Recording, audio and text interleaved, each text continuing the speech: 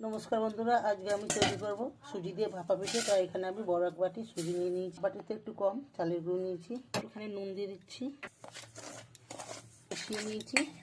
এবার কম একটু আমি টক দই দিয়ে দিচ্ছি, ভালো করে মাখিয়ে নেব।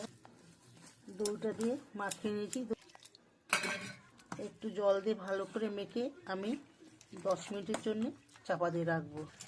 সুজিটা মাখিয়ে ঢেকে রেখেছি। এবার কিছুটা গুড় আমি কুচিয়ে নিচ্ছি এইভাবে। চাপাটা খুলে দেখি, আর একটু ভালো করে নেড়ে চেড়ে মাখিয়ে নেবটা দেখুন ঠিক এইরকম ঘনত্বটা থাকবে। একটু সাদা তেল বাটিতে মাখিয়ে নেব, ভালো করে তেল মাখিয়ে নিয়েছি বাটিতে। এবার প্রথমে একটু করে দেবো বাটি, একটু করে নারকেল দিয়ে দেবো, একটু করে, আর একটু করে তো দিয়ে দেবো, আর একটু করে নারকেল দিয়ে দেবো,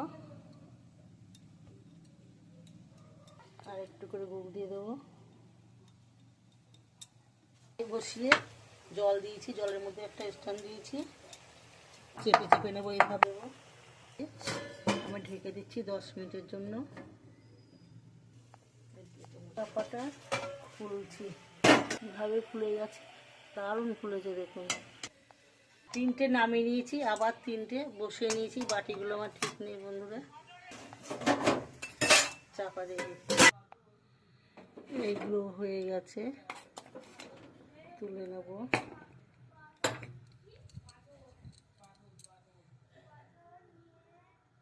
সুজি আর নারকেল দিয়ে আমার দেখুন ভাপা পিঠে হয়ে গেছে বন্ধুরা। এই দেখুন আমার পিঠেতে যদি ভালো লাগে লাইক এবং শেয়ার করবেন, ওটা সাবস্ক্রাইব করতে ভুলবেন না।